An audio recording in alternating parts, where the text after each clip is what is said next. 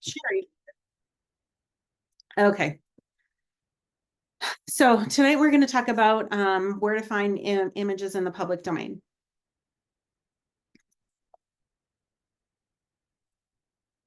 So first thing we want to talk about is understanding the public domain. The term public domain refers to creative material that are not protected by intellectual property laws, such as copyright, trademark, or patent laws. The public owns these works, not an individual author or artist. Anyone can use a public domain work without obtaining permission, but no one can ever own it. 4 common ways the work is placed into the public domain in the United States, because this is really about the United States. Each country has its own public domain laws. So right now, a published work that was created before 1930, so 1929 and before, is automatically in the public domain. If the copyright owner failed to follow copyright renewal or rules, so during different parts of United States history, the copyright laws have changed, and at certain points they needed to follow for a renewal. If the copyright owner deliberately places that in the public domain, so I can say that the picture or photograph or piece of art that I have created, that I just don't want to, I want to put it in the public domain and I'm not going to retain that copyright. Or it is a work that was created by the United States government. So anything in the United States federal government that they create or by an employee is automatically in the public domain. Again, that is different for each country. I know for a fact that England does not have their government works are protected by copyright. So if you're looking at things from a different country, you will need to pay attention to the copyright laws for that location. In your syllabus, you have a copy of the link for the Cornell Library copyright website. I did just a couple of screenshots from it. So there are different rules for things that were never published. So if it was never published, it is the unpublished works is the life of the author plus 70 years. And it's for authors who died before 1955. After 1955, there's different rules. Unpublished anonymous and pseudonym works is 120 years from the date of creation. So at this point in time, we're at 1905. Unpublished works when the death date of the author is not known, then it's 120 years from the date of creation again, and we're at 1905 for that. When we're looking at works that were registered or first published in the United States, again, like I said, I said anything before 1929, and then there's all of these different restrictions based on when the laws changed, and you can go and see the full length of that table at the website that's on there below, and again, that is in your handout. Then there's other components of copyright. So you can still maintain your copyright, but you can license it to another entity. So you can license that to a publisher or a distributor, or for things like records, you can license it to Ancestry or Family Search. Or you can release it into the public domain. So sometimes if you're ever on Family Search and you see that there's an image, but you can't actually access it from home, and you can only access it when you're at a Family Search library or affiliate, those are usually licensing agreements. So the repository did not want it to be opened on their website completely, and they wanted to put some restrictions on it. And so those are those licensing agreements. There are a number of options for licensing your work, but the 2 most common are the Creative Commons license, which we'll talk about a little bit more later, and then the GNU for software, which we're not going to talk about at all.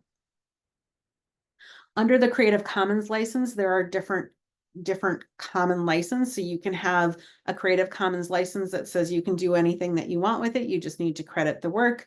Others say that you can use this, but you can't modify it in any way. So I can't crop it. I can't put a star on the map. I can't do anything different to that. I have to use it in its entirety of the way that I download it or the way that I obtain it. So you do need to pay attention to what Creative Commons license you are, that it's the photo is or the image is under, and what restrictions are placed on that. So Creative Commons license can be applied to any type of work and are a human and machine readable way to say what your work can or cannot be used for. Open access just refers to freely available digital online information, generally for scholarly literature. So if you ever use JSTOR to find social history articles, some of those are open access literature, free of charge, things like that. We're not really going to focus on this particular component in today's talk.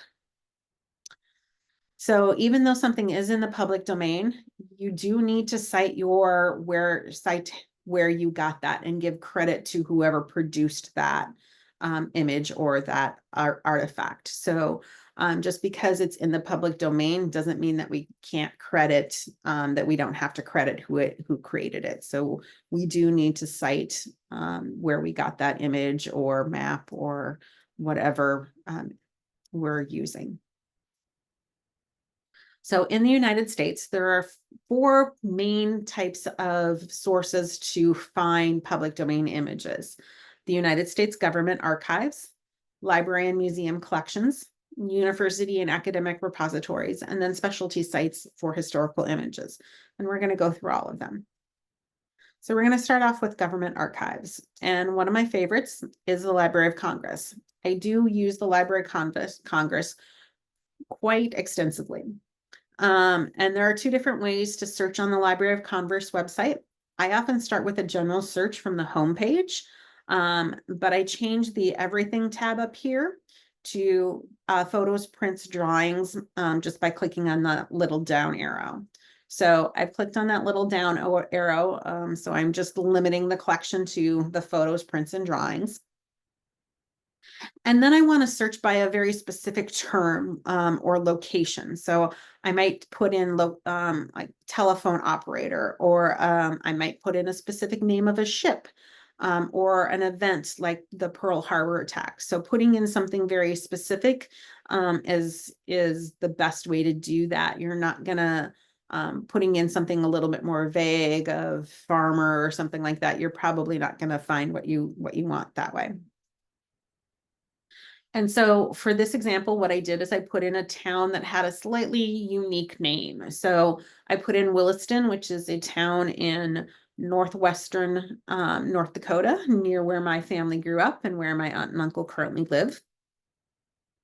And so you can see over here that there's 238 online images for the hit of Williston.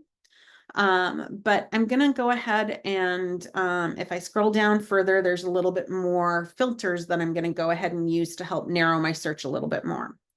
So on the side here now, I have additional filters that I can do. So I'm going to click on to actually Williston proper, the actual town. I'm going to click on also a range because I'm looking for something for the Depression. I really want a Depression era photo of that era. So I narrowed it down to the 1900 to 1999, and then I got decades under that, and then I narrowed it down to Williston. And by doing that, I significantly decreased my number of photos that I needed to go through. And you can see the top photo is the photo that I had at the beginning on the title slide. And so, and even though my family grew up, or my parents' family, they both were maybe 25, 30 miles away, this was still a really good picture to illustrate what the dust storms were like during the Depression. So if I click on the little blue hyperlink right up here, it's going to bring me to that specific image's web page. So here's the web page. And if I want to download this image, I'm going to go over here and I'm going to click on the little down arrow there. And it's going to give me an option of what size of a file I want to download. So the best quality file is going to be that TIFF 49.6 megabytes. So it all kind of depends on what you want to do and how much space you want to have. If I'm not going to enlarge it that much, I probably don't need that big a one. I rarely do the 10K, the very first JPEG. I'm usually going to do somewhere in the the second or the third JPEG so that I have a little bit better quality if I'm printing it and using it in something, a story that I'm going to be printing. If it's going to be a digital image, then I may want to keep it as the 10 kilobyte image, because then it's going to be less space on a digital format. Once I've picked which size of a file I want, I'm going to just click on this little, I'm going to click on the go right there. And oftentimes it opens up a new window, a new tab, and I'm going to just download it from there. Okay. And so the other thing now, if I scroll down further on that same page with that image, it's going to tell me about this picture. We can, so we can see right here that it was created by the Farm Security Administration Office. So this is a US government produced photo. So that is clearing. I can use this without any copyright because the US government, federal government created it. So I don't need to worry about copyright. So just because it's on the Library of Congress site does not necessarily mean there's no copyright, because things have been donated by different individuals and they may have still retained their copyright. So you do need to check and look at that. So if we keep scrolling down a little bit, it's going to give me more information. So down here at the very bottom, I want to look for this rights of advisory. So there's no known restrictions because again, it's from the Farm Security. So we want to look for that on each photo that we look for or we find. So it's telling me here's my source collection again in my rights advisory. And then there's also these two little tabs here that are my rights and access. So I can look at the rights and access, or I can also look at the cite this item, and it gives me a basic citation. So if you don't want to write your own citations, the Library of Congress does give you some help. So you can, the Chicago citation style is the preferred citation style for genealogy. So you can go ahead and copy that citation and just use that if you want to. Again, you can see there is a warning there that they are for convenience and may not be complete or accurate. And then you would use all that information that was above it to write a complete citation if something is missing. Okay. So now I'm going to just go ahead and show you some other images that I have personally used in some of my stories that I have found at the Library of Congress. So this is actually a Rand McNally train map of the trains for the early 1800s in the Dakotas. So I was writing a family story for one of my friends' families, and they were early Dakota ancestors or immigrants. And I found that the train was right where they settled. They settled just off of the train. So right here, Miller actually is where they settled, and you can see there was actually a train stop at the town that they settled in right here. So adding the train map to the story was really nice. And again, it also probably explained how they got there, because the train travels in the early 1800s or 1880s to 1890s was one of the big ways that people got out to the Dakotas. So they most likely traveled by train. Another image that I've used was I found on the 1920 census that one of the ancestors, she was a widow, and so she was working, and she was a telephone operator. And I can pretty much guarantee that the 21-year-old and 23-year-old probably have no idea what a switchboard looks like. So I found something that, this is not their great-grandmother, but it does depict of what she would have been doing and to keep money and feed her family. So having an image, things like that, of thinking about who your audience is, and is the younger generations going to know what that looks like? Okay. The other way to search the Library of Congress is to go to their online catalogs. And this link is in your syllabus as well. So there are a number of collections that all of them are within the public domain, and I'm going to highlight some of those collections. Other collections may only be partly in the public domain, and you're just going to have to look at the rights page on it. So Carol M. Highsmith is a photographer that actually is still alive, and she is still producing, taking photos and producing image. She has decided that her entire collection will be in the public domain. So hers is a really good collection to scroll through. But these are a lot of the collections. I think a lot of people know who Ansel Adams is. And so he has he has collections on there. But there are some of them, again, this is the Japanese internment. So they're going to be in the 1940s and are not going to be, would not be within the public domain unless he has given up that permission. And some of them didn't see that. There were some that were earlier that would be in the public domain, which is why I've got the gold one there. But other collections are, I'm going to go through these kind of quickly. The Carpenter collection, the Civil War collections. This is a Native American collection. The 1900 Paris Expo, again, that's going to be there. The Civil War, the daguerreotypes, because it's over 1929. We also have Detroit Publishing Company. So if you have family that's in Detroit, that might be a great collection for you. The Farm Security Administration, you saw that I already found my Dust Bowl picture in there from Williston. That came from the Farm Security Administration. Again, I didn't find it going through the collection. I searched the full collection like the way I showed you. The Carol Highsmith, I just talked about that a second. So she's got a lot of more current, they're not going to be older pictures. The Farm Security Administration, again, another one of their black and white negatives. The Historic American Building Survey, the National Child Labor Committee, the photochromes, the Linguist Civil War, the Popular Graphic Arts, and those. So these are the collections that they currently have on there. I would think the Wright Brothers negatives are also within the public domain, but I didn't go and check those. So you can certainly browse a collection as well if you have something that might be of interest to you.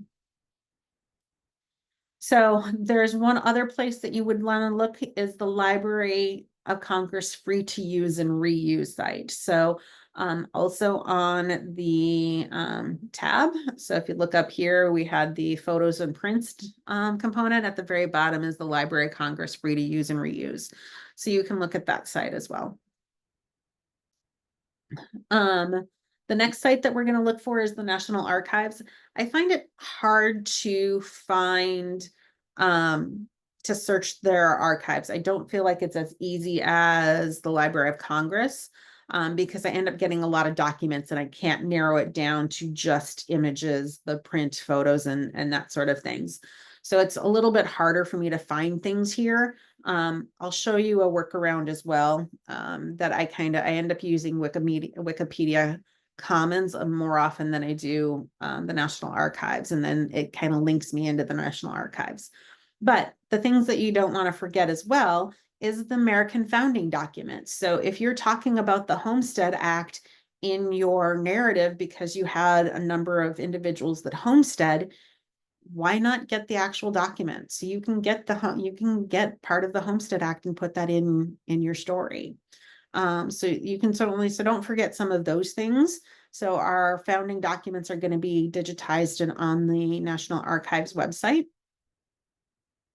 But also some of the presidential photos are going to be on there. So as some of you may know that I'm in the progress, about 75% done of writing my great uncle's World War II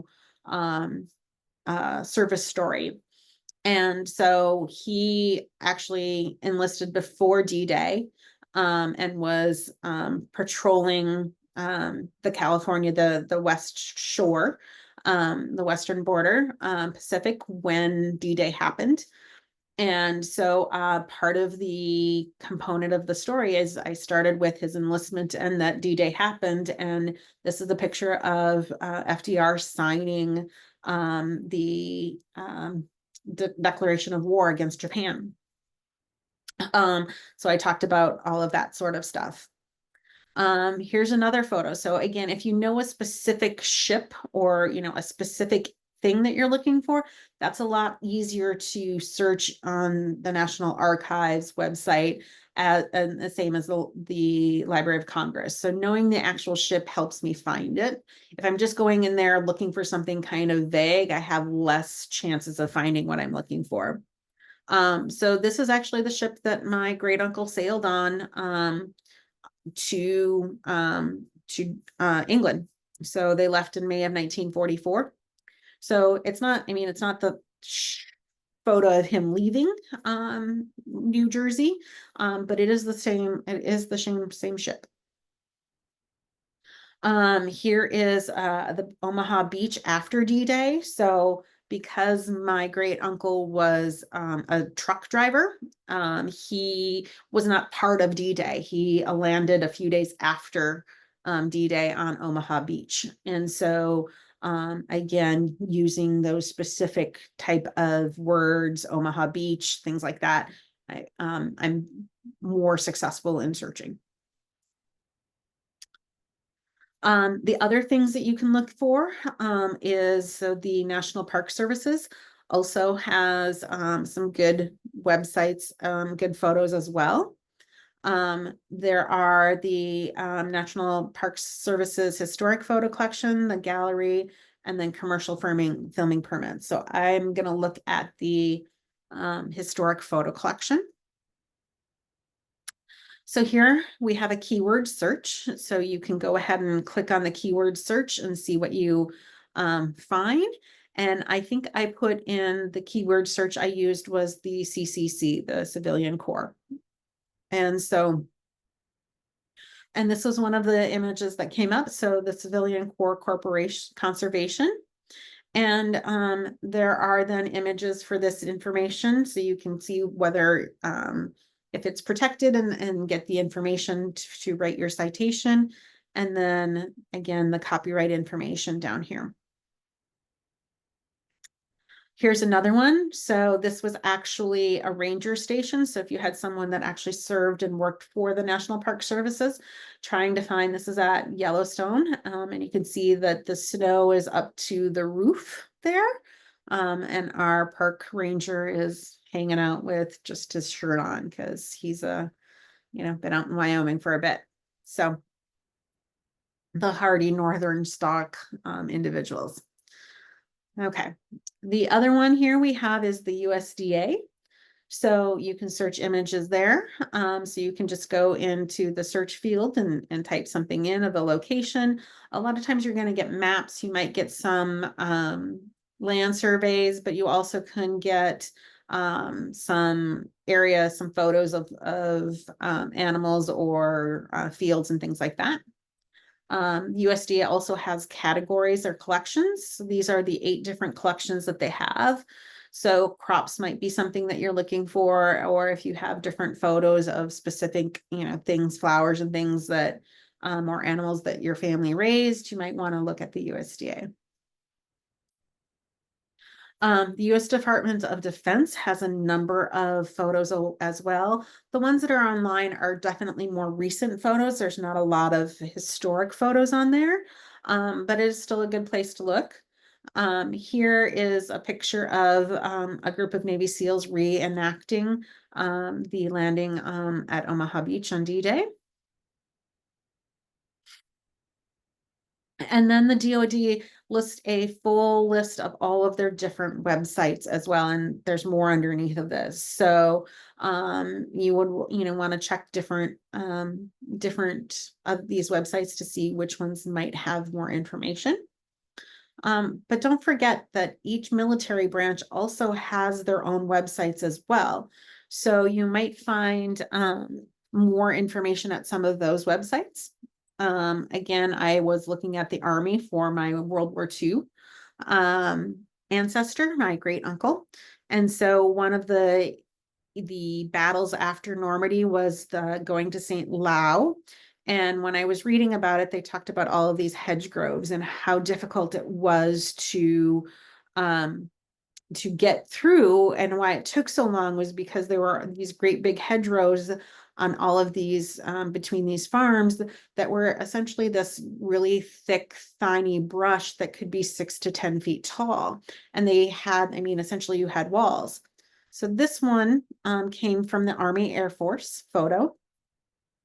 And you might need to search different localities, different websites. So the next one that I found, this actually came from the National Archives.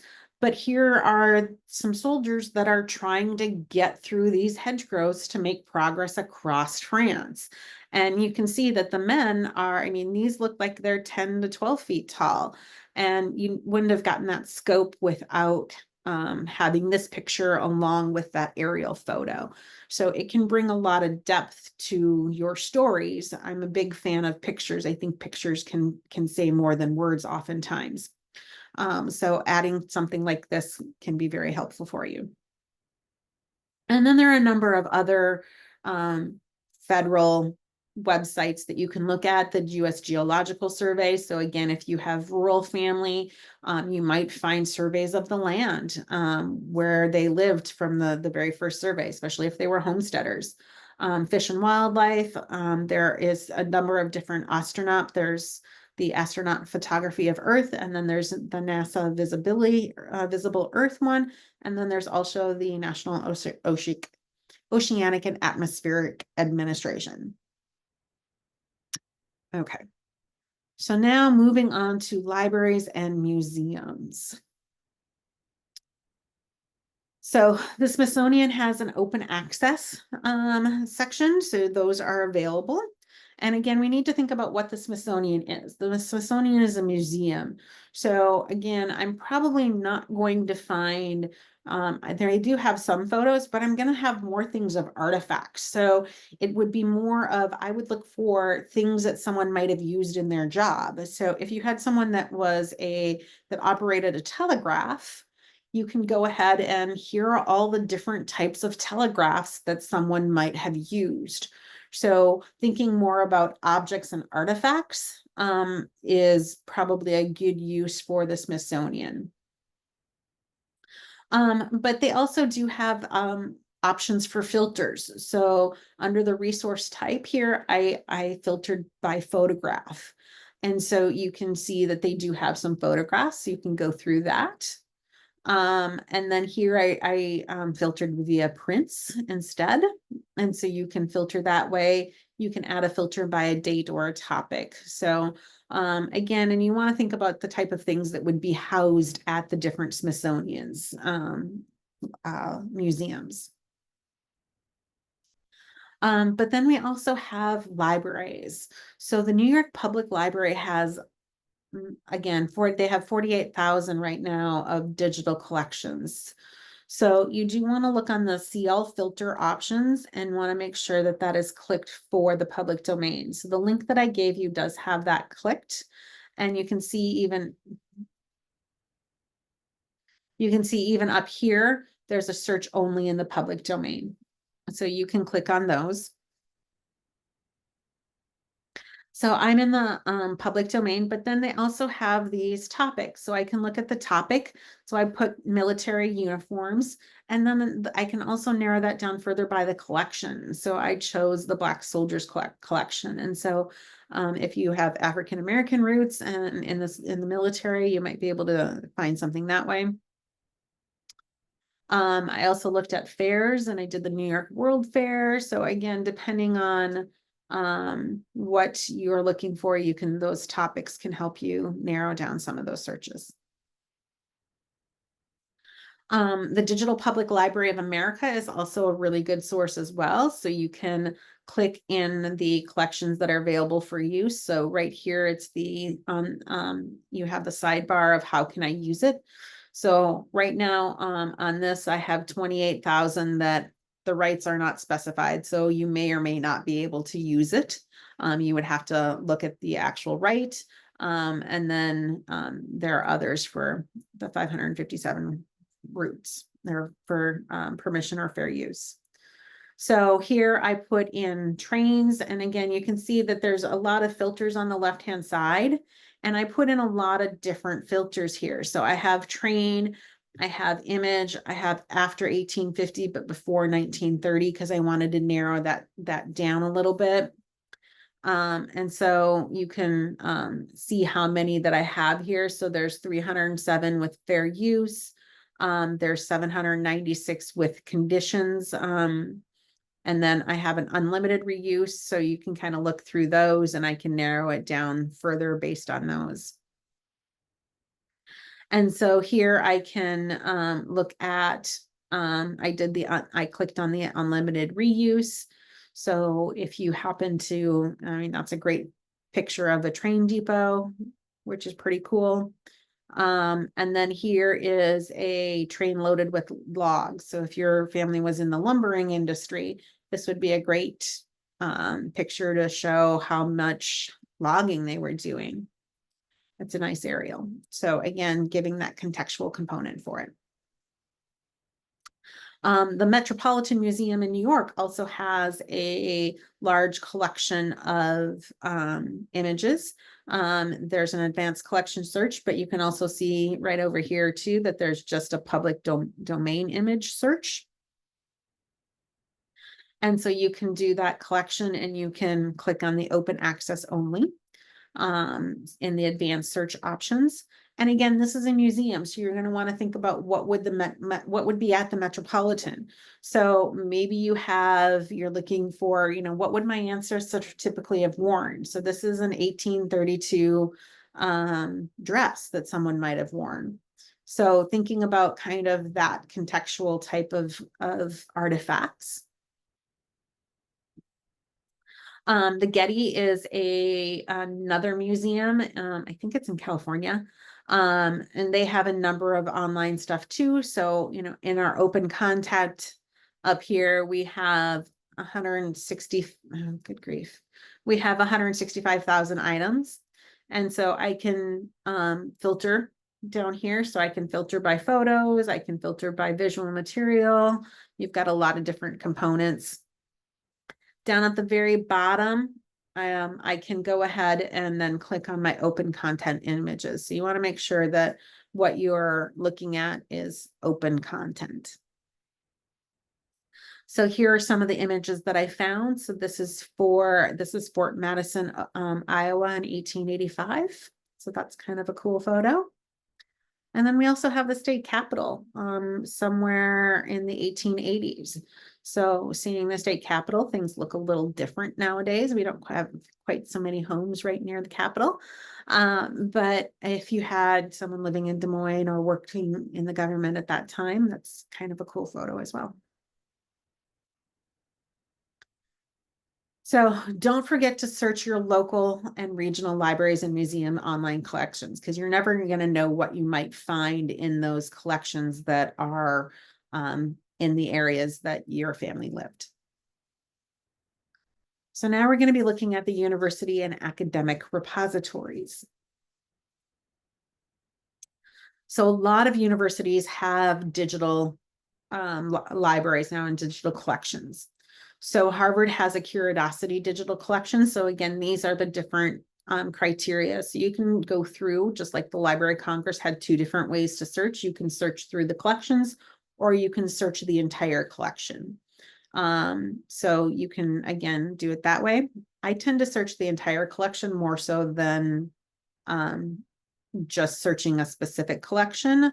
I tend to just browse through browse through a collection. Go, oh, that's kind of cool. If I want to kill an hour, I might just start browsing through different stuff, but I don't necessarily search it all that well. So here is the Hollis is the library catalog for Harvard. I put in Iowa, and you can see that's what my search was. I have my filter set to open access so that it's something that I can use. And then I'm going to just click on the online access, and it's going to bring me to another web page of where I can find this. interestingly enough, it actually brings me back to the New York Public Library. So it has connected a open access print from another digital archive to that you can search through Harvard. So sometimes different websites have better searching options available. And so I often will use that to find other things. So this is sort of a cool circa 1936 photo there. And you can see down here that they have a cite this item in a more details, and they have options for downloading different sizes as well. Yale University also has a big, just about, like I said, almost every major university or college has some sort of digital collection at this point in time. And so just searching the collections that are around your family, and some of the big ones are a good idea. And so this was something that was in the Yale one. I just searched Iowa. And again, I did limit it with the open format. So there's 441 that are in the public. And I got this image of Davenport, Iowa, which is pretty cool early on. So again, the local ones. So Iowa State has a digital collections component as well, as does the University of Iowa. The University of Iowa actually has a very large Civil War diary collection. So if you had a Iowan that was in the Civil War, I would certainly look at that collection to see if there's anybody else that was in the regiment of my ancestor, to see if you can glean information from a diary from a associate. So these are images that I have found at universities that I'm using. Again, it's my World War II stuff. So while my uncle was training in the United States, my great uncle, they were in Tennessee and they were doing their, play. They were playing war essentially. And so they had full scale missions. And these are images of those full scale missions that were at Camp Rucker when they're preparing for battle. And here's another one. So here's Sleep Where You Find It. So this is a soldier that was napping because it would be like a week or 2 week where they would do a full battle. And so they were trying to recreate the same type of situations that they would find when they were in real war. The Internet Archive also has a number of images that you can do. So the Internet Archive image is the section that we're going to go to. And so here I did a search and you can just, I did a lot more of just narrowing by subject. So you can see over here that I narrowed it by World War II. And so I'm getting a lot of maps and some overview type stuff. Here was another one that I just, I don't remember what I narrowed it by. But here's a farm in Western Canada.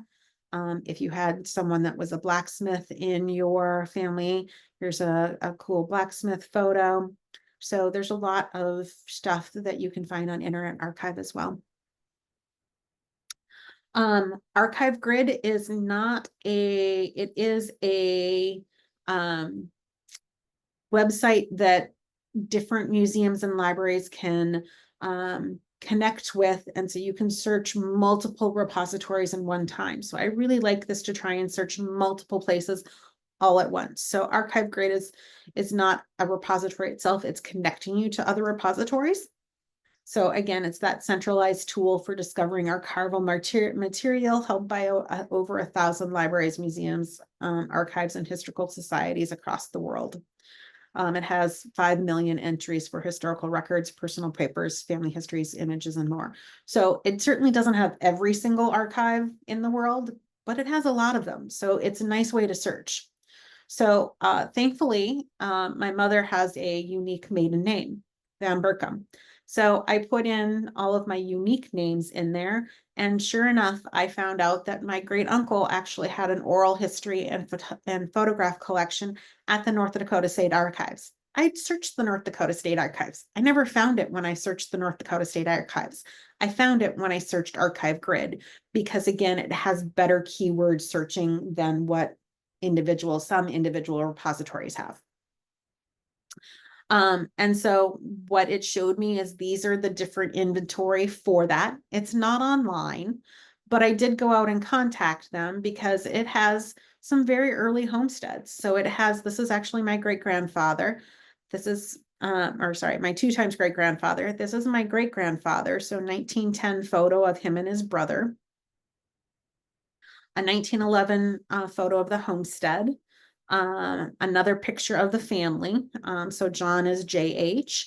And then they also have a homestead of his brother. And so some of these pictures I already had, some of I didn't. So when I contacted them, I was able to get a copy. I had to pay for it. It wasn't available online, but I got a copy of my great uncle's homestead that I never had before. So don't forget to search those different type of archives like Archive Grid or the state historical repositories and archives for the states where your family lived. You might get lucky. So now are some of the specialty sites that don't fall into the other 3 categories of government, libraries and museums, and universities.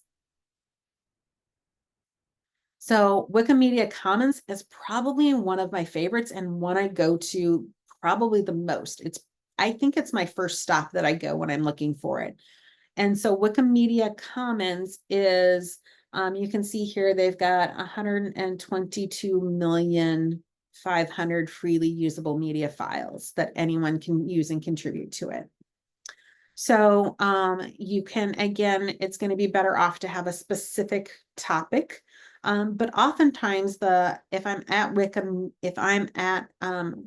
Wikipedia, I might, if there's an image on the Wikipedia page, I'm going to look and see where they got it, because if they got it in Wikimedia, I probably can use that and it'll click me back to the Wikimedia. It'll move me over to the Wikimedia site, and then I can check to see what the licensing agreement is.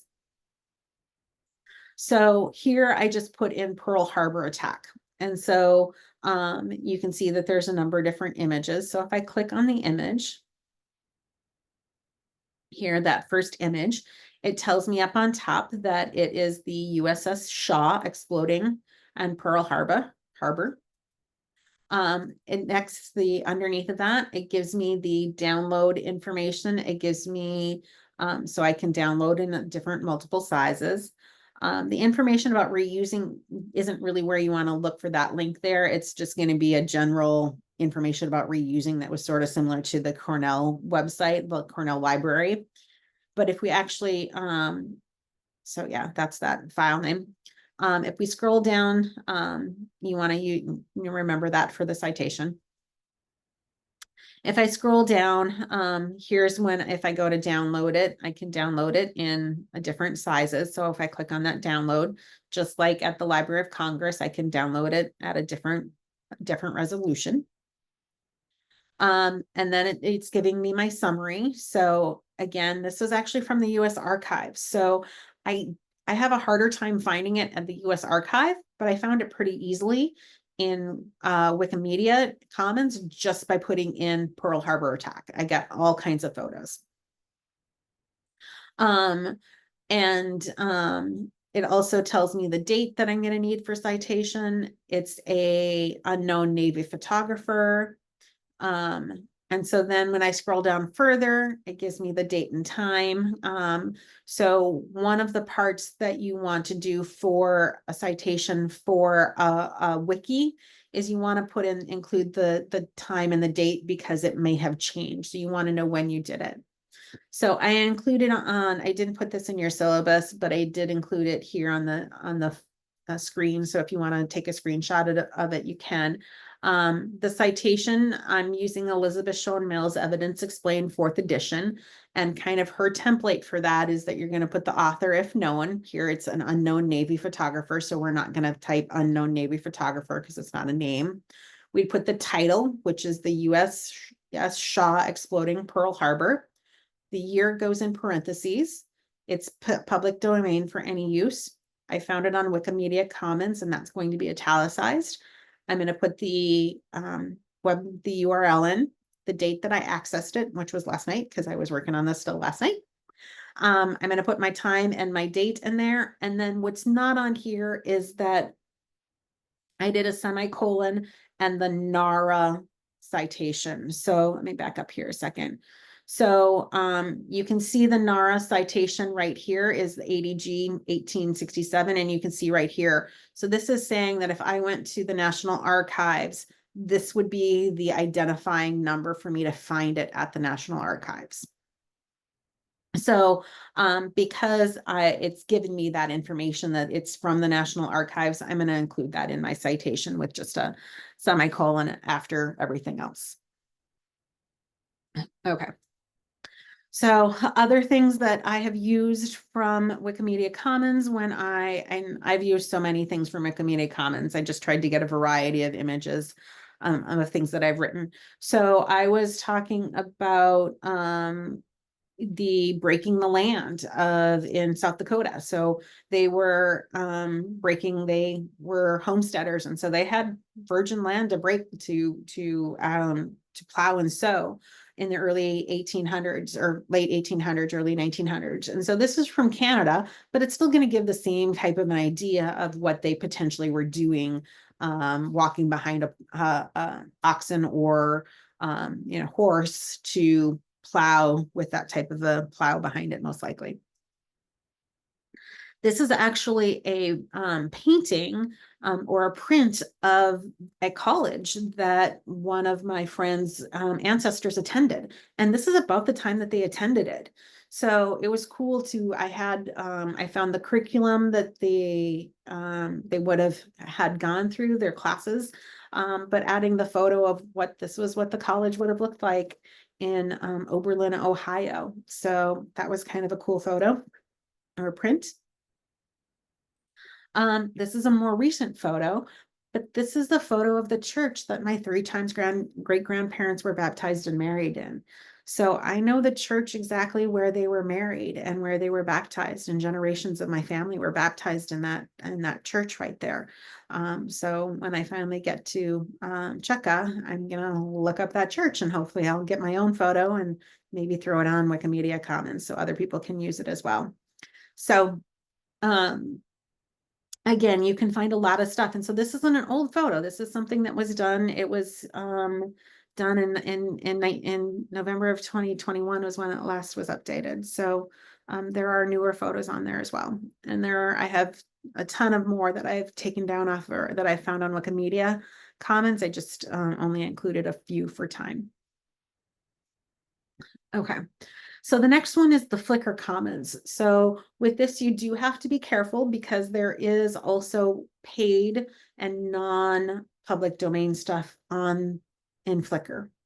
So Flickr was launched in 2008 by the Library of Congress, and they have over 100 repositories that are now contributing to Flickr Commons across the world. So just like Wikimedia Commons, there's a number of repositories that are putting things in. So this actually is a photo from the National Library of Ireland. So there's a collection if you have Irish ancestors. So you can browse albums from all common members. So you do need to log in and sign up for a membership to access some of these. You can have a paid account and upload your own family photos, but you do have to pay for that account to maintain it. I have a free account. I am not uploading my own family or my own photos to there at this time. But so these were sort of the highlighted collections. But there's also participating institutes. So this was just one screenshot of it, but there's over 100. So, and you can see that they're worldwide. This isn't all the United States. Some of the ones that I highlighted are in your syllabus are the Library of Congress, the National Archives. You can see Navy Medicine's on there. And so look at those collections. So here I put in Polk, Iowa as a as my search term up on top. But the first thing that came up on top, these are not public domain. They are sponsored images from iStock. So you can see that right here. So these are not images that you can use freely. So you want to go down and make sure that you're sliding down to the areas that are in the public domain. So if I scroll down a little bit, I'm going to come up, there's 6 images here, and we can actually see this is of George Washington Carver, possibly at, I'm not sure where he was at here. I put Iowa. I mean, he was at Iowa State for a number of years and got a lot of his education there, but he may have actually been in Alabama in Tuskegee for this photo. But these are things that you can actually find here. And then scrolling down, it says that there's no known copyright restrictions for this particular photo. So looking for that again.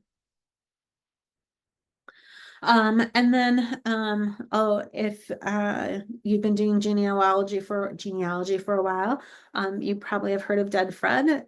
Dead Fred is a specific genealogy photo archive, and it's meant for uploading, for genealogists to upload photos of dead people that they don't know who they are. So you can do a surname search, you can do a keyword search as well to try and find some of those photos. So you can post your photo and also search Dead Fred. The old New York City and old San Francisco sites are pretty cool. So here what you're doing, every single dot on this map of Manhattan indicates that there are photos that go along with that map. So if you have a street address of where an ancestor lived, you can go to that street address and look at those photos. So here was for the Manhattan 2nd Street, East 1st Avenue photos that are there. And then the same with San Francisco. This is the old San Francisco. I clicked here on down by Fisherman's Wharf, and they had 29 photos, and then they pop up on the side here over on the left or on the right. Okay, so some search tips and best practices for when you're searching in different archives. Try and use targeted words like telephone opter, the ship name, the church name, the specific location, things like that. This isn't a place for surnames for the most part, unless you have a very odd surname. But even then, searching, like I have not been successful searching the Minnesota Historical Society larger archive and like the North Dakota archive for my family surnames. I don't find that, I don't find it in those type of searches. So not a surname search. Look for that metadata image. Look for the metadata information, which is just essentially, it's the electronic version of writing on the back of a photo. To confirm the usage rights. So making sure that it is truly in the public domain. Try a reverse image search. So if you find something on a different website, try and do that reverse image search so if you just type in reverse image in your Google, you're going to get a couple of different sites, and they'll try and trace the image at origin, and you can find out where that first started. Look for tips on how to download that higher resolution version, because the little thumbnail is going to be a pretty small version. And if you're trying to use that and make it enlarge at all, your quality might degrade pretty quickly.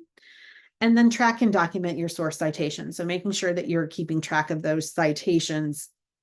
Either for me, typically I'm writing and then I'm going in and adding in photos later that I don't have, or writing and adding photos at the same time, and I'm writing my citation and putting it underneath and captioning my photo. Rarely am I looking for photos when I'm not actively writing, so I don't just download a photo where I don't have the citation with it. All right. So I'm going to hit the IGS happenings here really quickly. So July 14th, next week, we have a show and tell in person. So if there's something you want to have like a 2-minute show and tell, you can do that and listen to other people talk about their genealogy finds. On Saturday, August 2nd, we have a military research primer. That's from 10 to 11:30. That is hybrid. There's also a free beginning genealogy class on August 2nd in the afternoon. That's in person. September 20th, there is the private tour of the Woodland Cemetery, and then from 9 to 1, and then there's lunch afterwards.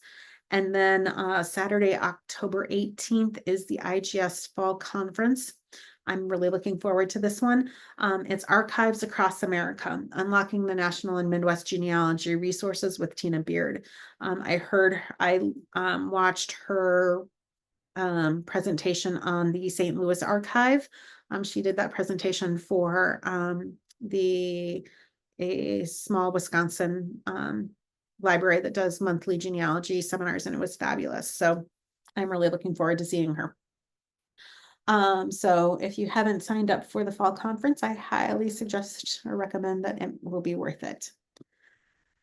Any questions? Thoughts?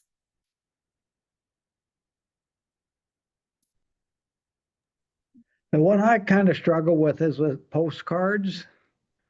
And I'm not sure what category they're not really a photograph or, and they're handled differently, I think.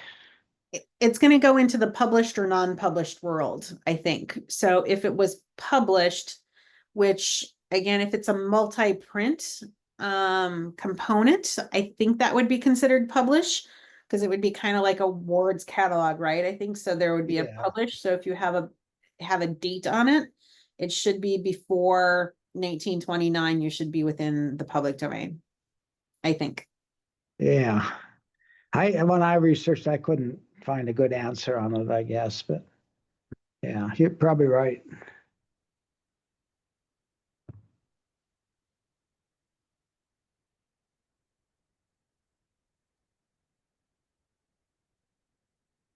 Maybe you mentioned stuff for your own personal use. That's still covered under copyright, I think. But if it's sometimes for your own personal use, sometimes they're pretty lenient about that, right? So when it comes down to copyright, it's the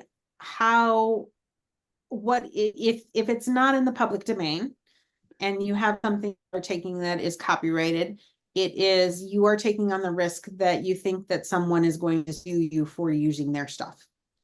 If you are not publishing it at all anywhere, is pretty low. I'm not telling you to use it. I'm just telling you the risk is pretty low, right? Sure. Right. You're still using somebody else's work, and as long as you're not like, yeah, right. As long as you're not like reproducing it for some other use, I would So think, yeah, yeah. and so even so there is a fair use component, and so education, like things for scholarly authentication are often there's an exemptish part for some of that for copyright, but there's also a part for copyright. So, and the fair use isn't I can use 5% of this or 10% of this. Judy Russell, if you ever listen to her copyright lecture, she talks about, I think it might have been the Nixon affair. So someone had written a book with Nixon or something like that. And essentially what they did, a magazine or a paper took pretty much the key parts of their book and published it. And it wasn't a lot. It might have been a page and a half. But essentially that was not considered fair use because that was the key part of the whole book. And so it could be a page and a half. It doesn't have to be, it's a 5% or a 10%. So the fair usage rule is pretty broad, and it would come down to if it was litigated and a court would decide whether or not the part you took were fair use or not. Yes, very unlikely that if you download a photo from Ancestry that someone else has uploaded. If I upload a photo to Ancestry that I took personally, I would own that copyright.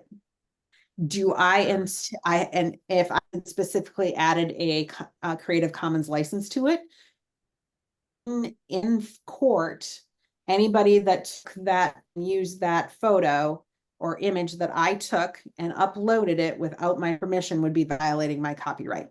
Do I care? Absolutely not. Am I trying to sue someone? Absolutely not. But that doesn't mean that I can use that image and not be breaking copyright. So we want to respect other people's work, of course. right. Right.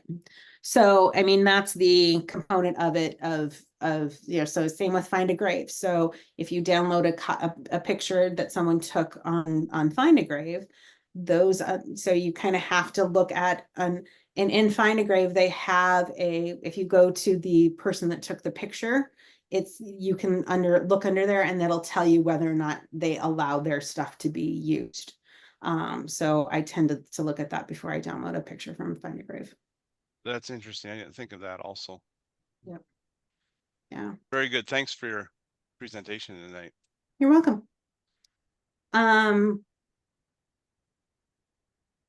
So yeah, so just looking at, according to AI overview, David, old postcards are generally considered to be published in the sense that they were created with the intention of being distributed for used for communication.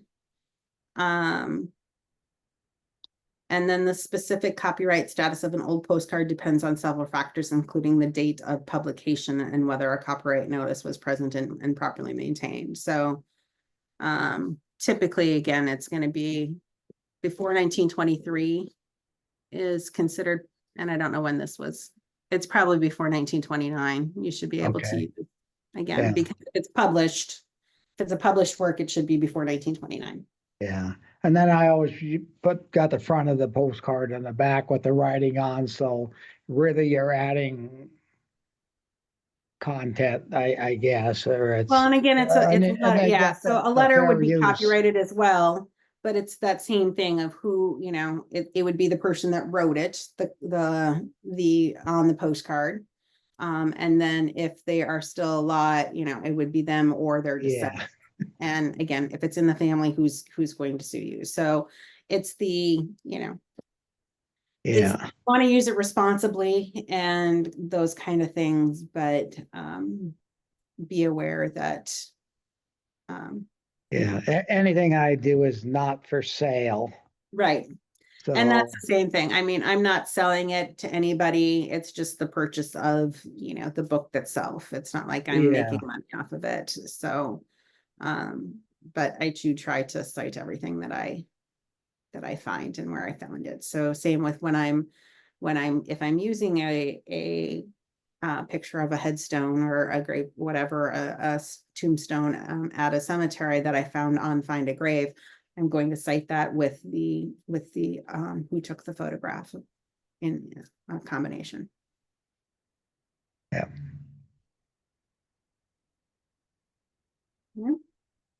Anybody have any other questions?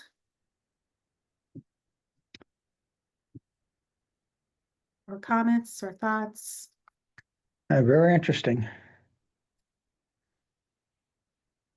Part of the reason that I got interested in genealogy was because of photos. So if I don't have a photo when I feel like I don't want a lot of words. So I tend to break up my stories with photos or maps and things like that. And so I very much want to try and find things that I can legally use as well. That gives me a thought. That might be another subject. My question earlier, like, before you began about like family stories and stuff, you have a voice recording, maybe video recordings. How can that be incorporated into some sort of media? How do I want to say this? I tend to think of like a book that you can pass around or whatever, but we have so much media now. I don't know how that can all be incorporated or. So I've heard, if I listened to Krista Cowan, she's the head genealogist at Ancestry. So she has a podcast now that is Stories That Live Within Us. And it's a really good podcast. And a couple of her guests have talked about that they have their own private YouTube channel. and that it's just for family. And so if you have a YouTube account, you can upload videos to YouTube. That doesn't need to be made public. It can be shared with just family. And that is how they are doing that. So you could do a live interview. So, you could, record it on your cell phone with the family reunion that you're going to, and just interview your mother-in-law and ask her questions. And you could, again, put it on YouTube. If you have a website, you can do things like that to preserve video and audio type of recordings. I didn't even think of that.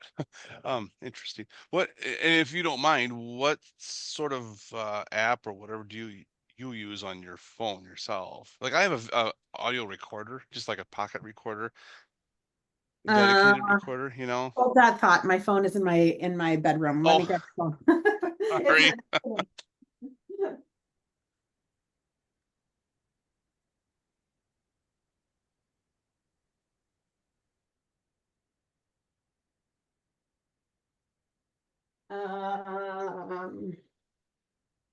I just have, it's called voice recorder. And it looks like an old cassette player. So it looks like an old little 1980s That's cute. cassette is the icon on the app. But yeah, it's just called voice recorder. I could do a search, I guess, but I've never done that. I've just used Yeah. my little old-fashioned one, for stuff. Yeah, and it has pretty good, I have an iPhone, so it has pretty good sound. And is it a digital recorder or is it a tape recorder, your old one? Digital. Okay. So Yeah, you so I can could still download download the MP3s or file. Yeah, you can still yeah. download the file and upload it someplace else. And when you're talking about doing video, like with YouTube, you're just using a phone with just handheld. Yeah. Yeah. Okay. You can just set it up and go.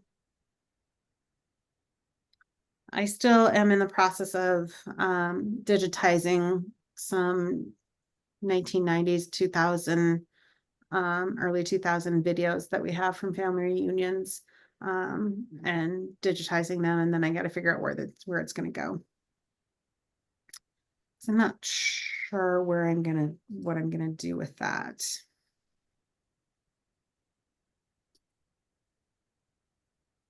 I have a lot of winter projects also. Yeah, Similar type stuff. I've been doing this a long time, but the project list never really Sure. dies. It just kind of grows and grows.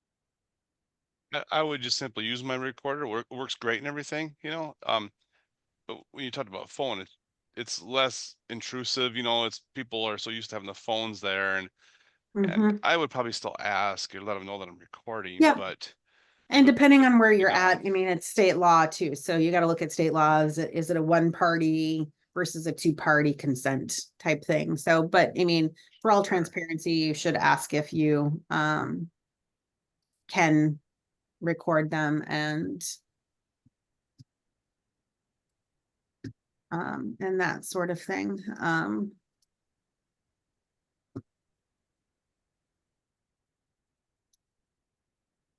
I know Family Search has something too. So let me find the Family Search oral history.